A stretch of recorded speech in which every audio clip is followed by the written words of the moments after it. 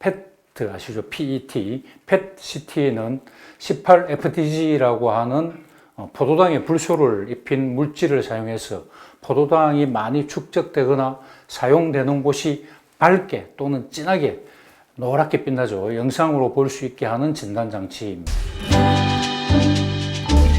18번 불소, F죠. 18번 불소 동위원소를 사용하고 거기에서 나오는 감마선을 감마 카메라로 측정해서 그렇게 진단을 하게 됩니다. 보건복지부와 질병관리본부는 PET-CT를 촬영할 경우에 연간 자연 방사선 피폭량인 3mSv의 3배 내지 8배 수준인 약 10 내지 25mSv의 방사선량을 받게 되기 때문에 암 위험을 높일 수 있다고 주의를 당부했습니다. PET-CT는 방사선 동위원소로 구성된 약물을 몸에 주입하고 방사선 발생량을 측정해서 암 조기 진단 및 여우 판정 등에 사용하는 매우 중요한 진단기기입니다. 문제는 PET-CT의 방사선 피폭량입니다. 시버트, SV라고 쓰는데 시버트는 방사선 물질에서 방출된 방사선에 인체가 노출됐을 때 사람의 몸에 미치는 정도를 나타내는데 노출량이 많을수록 암에 노출될 위험은 커집니다. 특히 노후화된 PET-CT는 이러한 위험을 더욱 높이게 됩니다. PET-CT에서 발생하는 일반적인 방사선 피폭량인 약 10 내지 26mSv를 크게 넘어설 수 있기 때문입니다. 자유한국당 송석준 의원이 최근 건강보험심사평가원에서 제출받은 자료를 분석한 결과 국내 의료기관이 보유한 202대의 PET-CT 가운데 3분의 1이 넘는 75대가 노후화된 상태라고 합니다.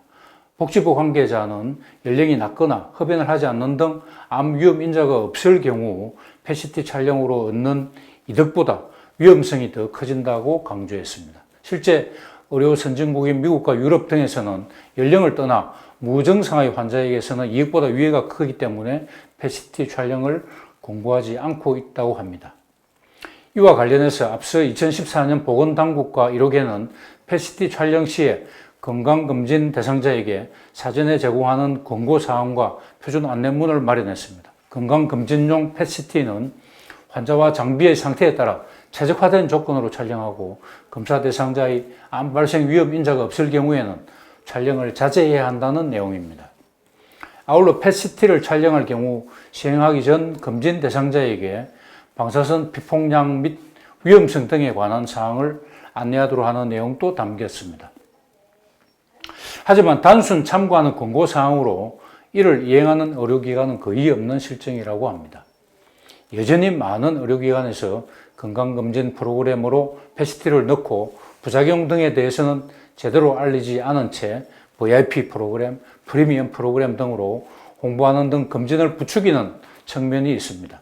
건강검진 용도로는 부정적인 시각이 지배적이지만 암 환자에 있어서는 전혀 다른 인식입니다. 물론 일반적인 CT보다 방사선 용량은 적지 않지만 진단적 범위를 벗어나는 용량이 아니고 6개월에 한 번 정도 촬영으로는 문제가 되지 않고 정기적인 영상 검사를 하지 않고 지내다가 재발을 뒤늦게 진단할 우려와 비교를 한다면 CT나 PET-CT로 인한 2차적인 암 걱정은 지나친 걱정일 수도 있다고 생각하는 전문가들이 대부분입니다.